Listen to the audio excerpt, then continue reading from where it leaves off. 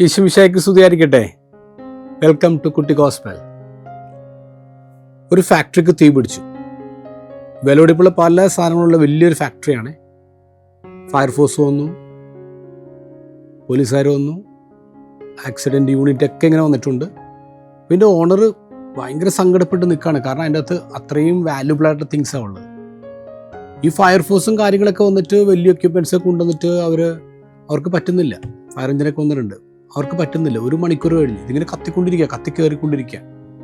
അപ്പോൾ ആ സമയത്ത് ആ നാട്ടിലൊരാൾ, ഇതിന് സോഷ്യൽ വർക്കൊക്കെ ചെയ്യുന്ന ഒരു മനുഷ്യനാണ്. ആൾ ഈ ഓണറിൻ്റെ അടുത്ത് വന്ന് പറഞ്ഞു, സാറേ നമ്മുടെ ഇവിടെ കുറച്ച് പിള്ളേരുണ്ട്, ഒരു പിള്ളേർ സെറ്റ് ഉണ്ട്. അവർ ഭയങ്കര കോൺഫിഡൻസ് ഉള്ള പിള്ളേരാണ്, കമ്മിറ്റഡ് ആയിട്ട് പിള്ളേരാണ്. ഏത് ജോലി കൊടുത്താലും അവർ ചെയ്യും, അവരൊന്ന് വിളിച്ചാല. അപ്പോൾ ഓണർ പറഞ്ഞു, അതെ, ഇത്രയും അറിവുള്ള ആൾക്കാർ, ഇത്രയും ട്രെയിൻഡ് ആയ ആൾക്കാർ, ഇത്രയും എക്യുപ്മെൻറ്റ്സ് ഉള്ള ആൾക്കാർ, ഇവർക്ക് പറ്റാത്ത ഈ പിള്ളേരെ കൊണ്ട് പറ്റുമോ? അപ്പോൾ ആ സോഷ്യൽ വർക്ക് പറഞ്ഞു, സാറേ ഇവരിപ്പോൾ കാണിക്കുന്നത് കണ്ടില്ലേ, ഒന്നും നടക്കുന്നില്ലല്ലോ, അവരൊന്ന് വിളിക്കേ, അവരൊന്ന് വന്ന് നോക്കട്ടെ, ഇല്ലെങ്കിൽ പോട്ടെ, എന്നാൽ താൻ വിളിക്കേ. അങ്ങനെ ഈ മനുഷ്യനെ ഒരു വിളിക്കുകയാണ്. ഒരു 10-20 മിനിറ്റ് ആയില്ല, ഒരു ജീപ്പ് ഇങ്ങനെ പാഞ്ഞു വരാണ്. ഒരു പഴയ ജീപ്പ്. ഈ ജീപ്പ് വന്നിട്ട് ഈ ആളുകളെ നോക്കിക്കുന്നിടത്ത് നിർത്തിയൊന്നുമില്ല. ഇത് നേരെ കത്തി പിടിച്ച കമ്പനിയുടെ അകത്തോട്ട് കയറി പോവാണ്, അടിച്ച് കത്തിച്ച് കയറി പോവാണ്. അപ്പോൾ ഓർഡർ നോക്കുമ്പോൾ ഇവന്മാർക്ക് ഇത്ര ധൈര്യം. ചെറുപ്പക്കാരാ. ഇവരകത്തോട്ട് കയറുന്ന ഒരു 1/2 മണിക്കൂർ കൊണ്ട് ഇവർ തീ മുഴുവൻ കെടുത്തി പിള്ളേരെല്ലാം മൊത്തം കരിയായിട്ട് ഇങ്ങനെ ഇറങ്ങുന്നവരാണ്. അവർക്ക് അപകടമൊന്നുമില്ല, ചെറിയ പോറലും ഇതൊക്കെ ഉണ്ട്, പക്ഷെ വേറൊന്നുമില്ല. പക്ഷെ തീ കെടുത്തി. ഓണർ ഭയങ്കര ഹാപ്പിയായി. ഓണർ ഉടനെ തന്നെ ഒരു ചെറിയൊരു മീറ്റിംഗ് വിളിച്ച് കൂട്ടിയിട്ട് പിള്ളേരെ അനുമോദിക്കണ്ടേ. അങ്ങനെ ഒരു 6-7 പേരുണ്ട് ഈ പിള്ളേർ. അപ്പോൾ ഈ യൂത്തിനൊക്കെ വിളിച്ചു കൂട്ടിയിട്ട് ഇവർക്ക് 1 ലക്ഷം 10 ലക്ഷത്തിൻ്റെ ഒരു ചെക്ക്, 10 ലക്ഷത്തിൻ്റെ ചെക്ക് കൊടുക്കുകയാണ്. നിങ്ങൾ എൻ്റെ ഒരുപാട് കാര്യങ്ങൾ രക്ഷപ്പെടുത്തിയെന്ന് പറഞ്ഞ് ചെക്ക് കൊടുക്കാം.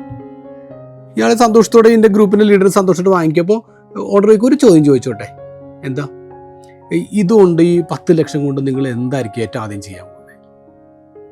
അപ്പോൾ ഉടനെ ഒരു വികാരമില്ലാതെ ഈ ചെറുപ്പക്കാരൻ പറഞ്ഞു, സാറേ അതെ, ഞങ്ങളുടെ ജീപ്പിന് അതൊരു ബ്രേക്ക് പിടിപ്പിക്കും. ഇവർ കമ്മിറ്റ്മെൻറ്റ് കൊണ്ടൊന്നും അല്ല ഇവരിങ്ങനെ ഓടിച്ചു കയറി പോയത്, ബ്രേക്ക് ഉണ്ടായിരുന്നില്ല ജീപ്പിന്. അതുകൊണ്ട് ഒരു നിവൃത്തിയില്ലായിരുന്നു, അവർ അകത്തോട്ട് കയറി രക്ഷപ്പെടാൻ വേണ്ടി തീയൊക്കെ എടുത്ത് പുറത്തോട്ട് വന്നതാണ്. ബ്രേക്ക് പിടിപ്പിക്കും. മക്കളെ, നമുക്ക് ആരാധനാക്രമ കലണ്ടർ അനുസരിച്ച് നമുക്കൊരു പുതിയ വർഷം ആരംഭിക്കേണ്ടത് അഡ്വൻറ്റ് സൺഡേ ഫസ്റ്റ് സൺഡേ ആണ്. നമ്മൾ പുതിയ വർഷത്തിലേക്ക് കയറുന്നു, അത് ആഗമന കാലത്തിലേക്ക് കയറുന്നു. ഈ സമയത്ത് ഈശോ നമ്മോട് പറയുന്നതെന്ന് അറിയാമോ? ഇന്നത്തെ ഗോസ്പലിൽ പറയാണ്, നിങ്ങൾ ജാഗ്രതയോടെ ഇരിക്കുക, ശ്രദ്ധയോടെ ഇരിക്കുക.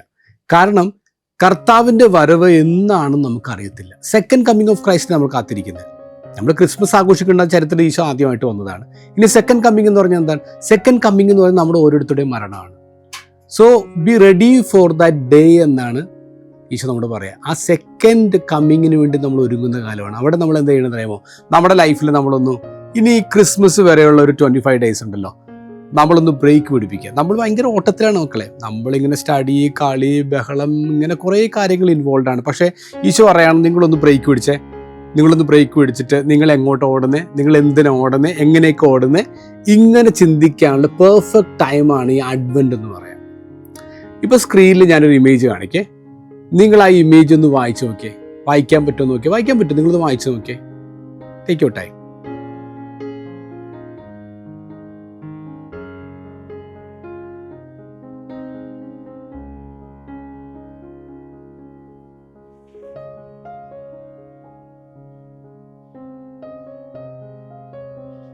നിങ്ങൾക്ക് വായിക്കാൻ പറ്റുമെന്ന് എനിക്ക് മനസ്സിലാവും.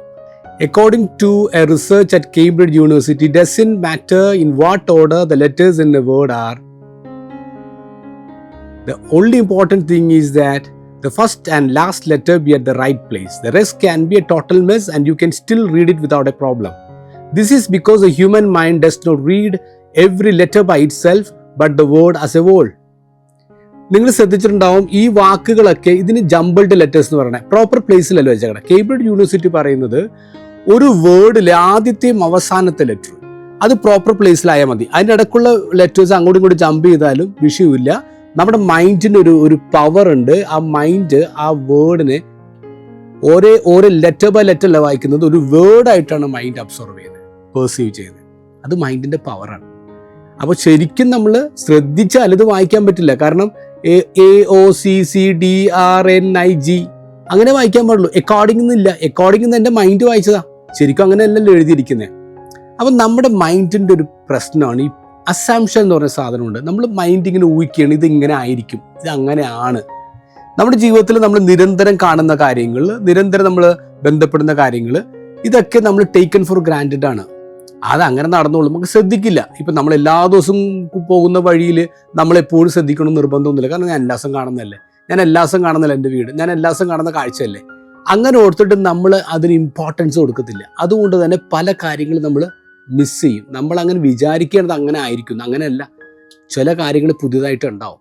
അപ്പോൾ ഈ ഒരു അഡ്വൻറ്റിൻ്റെ സീസണിൽ ഈ ബ്രേക്ക് പിടിപ്പിക്കുക എന്ന് പറഞ്ഞാൽ എന്താണെന്നറിയാമോ? നമ്മുടെ മനസ്സിനൊരു ബ്രേക്ക് പിടിപ്പിക്കുക. നമ്മളൊന്ന് സ്റ്റോപ്പ് ചെയ്തിട്ട് ഓരോ കാര്യങ്ങൾ ശ്രദ്ധയോടെ കേൾക്കുക. ഇപ്പം നിങ്ങൾ പള്ളിയിൽ പോയി, പള്ളിയിൽ എപ്പോഴുള്ള കുർബാനയല്ല, അങ്ങനെയല്ല. ഒന്ന് സ്പെഷ്യലായിട്ട് എന്താണ് അച്ഛൻ പറയുന്നത്, എന്താണ് അന്ന് വായിച്ചത്, എന്താണ് പ്രസംഗത്തിൽ പറഞ്ഞത്, ഇത് നമ്മൾ ശ്രദ്ധയോടെ കേൾക്കുക, ശ്രദ്ധയോടെ കാണുക. ഇനി നിങ്ങളുടെ വീട്ടിൽ വരുമ്പോഴേക്കും നിങ്ങളുടെ അപ്പനും അമ്മയും, നിങ്ങളുടെ സഹോദരങ്ങൾ, സിബിലിങ്സ്, നിങ്ങളുടെ ഫ്രണ്ട്സ് ക്ലാസ്സിൽ പോകുമ്പോൾ, അപ്പോൾ ഇവരൊക്കെ നിങ്ങൾക്ക് എപ്പോഴും എൻ്റെ കൂടെയുള്ളത് നിങ്ങൾ വിചാരിക്കണം. അങ്ങനെ ടേക്കൺ ഫോർ ഗ്രാൻറ്റഡ് ആവരുത്. സ്പെഷ്യലായിട്ട് നിങ്ങൾ ചിന്തിക്കാം, എൻ്റെ അപ്പനെക്കുറിച്ച്, എൻ്റെ അമ്മയെക്കുറിച്ച്, അവരെത്രമാത്രം എന്നെ സ്നേഹിക്കുന്നുണ്ട്, ഞാൻ എത്രമാത്രം അവരെ സ്നേഹിക്കണം. ഇങ്ങനെ ഓരോ മൊമെൻറ്റും നമ്മൾ സ്പെഷ്യലാക്കണം. ടേക്കൺ ഫോർ ഗ്രാൻറ്റഡ് ആവരുത്. ഈ അഡ്വൻറ്റിൽ നമ്മൾ അങ്ങനെ ചെയ്യേണ്ടത്, അസംഷൻസ് ഉണ്ട്, ഇതിങ്ങനെ ആയിരിക്കും നമ്മുടെ ധാരണയാണ്. ഈ ധാരണയ്ക്ക് തെറ്റിച്ചിട്ട് എല്ലാത്തിനും സമയം കണ്ടെത്തുക.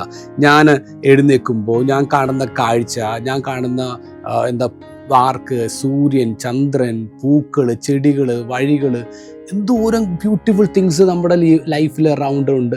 അപ്പോൾ ഇതൊക്കെ ഒന്ന് കണ്ണു തുറന്ന് കാണാനും അതിനെക്കുറിച്ചൊന്ന് ധ്യാനിക്കാനും ഒന്ന് ചിന്തിക്കാനും നിങ്ങൾ സമയം കണ്ടെത്തോ.